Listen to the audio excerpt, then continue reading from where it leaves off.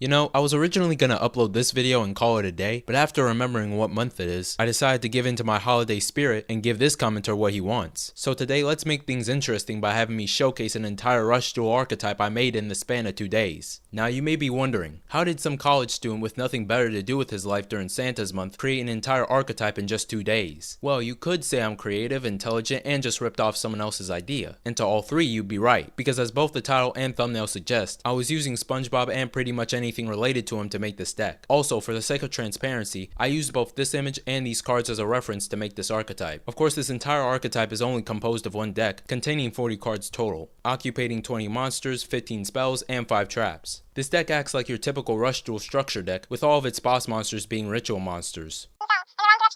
Yeah, what is it? Well, according to Reddit, UG Organization, TGS Anime, and Yu-Gi-Oh! Everything, they're debuting as extra deck monsters. But in this structure deck, they're not going to be extra deck monsters, and instead are going to be in the main deck, and have the exact same mechanics from before.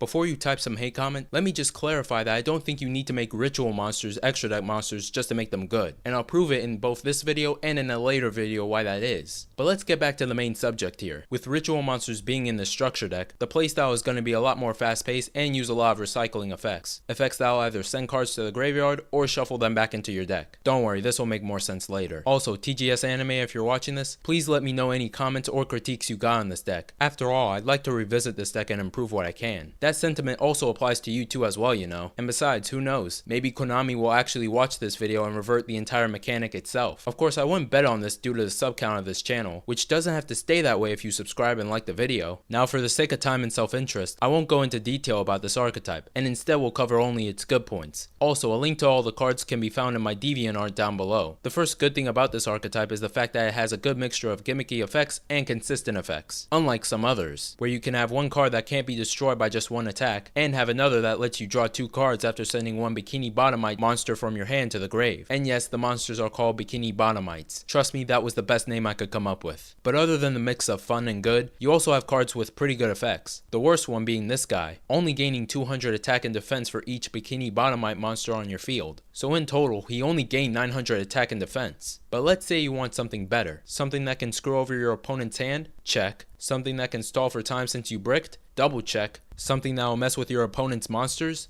Triple check. And that's just the tip of the iceberg. Also, this card can attack your opponent directly with no cost. But let's move on to the ritual monsters, whose effects are decent, but not all that worth bragging about, since the strongest card is Gloomy Necromancer, who can inflict damage to your opponent equal to the combined attack of all Bikini Bottomite monsters in your graveyard, with the only cost being the fact that you have to have at least 3 of them dead to do this. Of course, the rest are good, maybe even great, they're just not as good as this guy. But what makes the ritual monsters even better is their support, as they get like 4 to 5 spell cards worth of support. The first lets you ritual summon, of course, but the second works more like a fusion recovery for ritual monsters, allowing you to rinse and repeat the process. The third spell gives you the ability to send one ritual monster from your hand to the grave to destroy all level 6 or higher monsters on the field, which is definitely a good bailout if you run into a player who looks like this IRL. The fourth spell lets you speed up the process of ritual summoning using only materials from your deck whose total levels add up to the level of one of these guys, but at the cost of returning it to your hand during the end phase, possibly setting you up for a Mystic Cemetery play. The last support card lets you pay 1,000 life points to shuffle one spell card from your graveyard back into your deck, giving you the possibility of using it again, but not a guarantee. Now you may be asking what I think about the actual support cards for these guys. Well, if I could sum it up in one clip, it would be this one.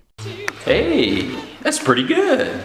I think the last reason I can give as to why this archetype is good is the fact that it's pretty well balanced. There are like 2 overpowered cards ratioed by 20 decently consistent cards and only 5 bricks. And if I'm being honest, I think the only way this deck would be overpowered is if the opponent had a really bad hand, you had a really good hand, or both. As for the weak points in this archetype, bricking and scooping are obvious, so we can just set them off to the side. Weak attack and defense for most of the cards is definitely an issue for this archetype, although I will say it's not that much of an issue given that recycling is one of the main ways to play this deck. Also, you probably noticed it earlier, but only having 5 traps compared to 15 spells is a very big problem, mostly because you're more likely to draw monsters or spells than traps. And let's say you're in a situation where you need a trap card, and in your 5-hand draw you get 3 monsters and 2 spells. You breaking your phone too, or are you just gonna put up with it hoping you get a trap on your next draw? I guess the last problem I could think of is that this deck isn't really that good compared to other decks, and will probably rank no higher than a B at best. By the way, B tier means good. So, in conclusion, Spongebob proves that despite a few cards, he has an image for for virtually anything you can think of, and the entire concept of him being a Yu-Gi-Oh deck wouldn't actually be that bad. And now that I've put in your mind palace the concept of Spongebob, it's time I head out and drink my hot cocoa while eating a sandwich, courtesy of a woman.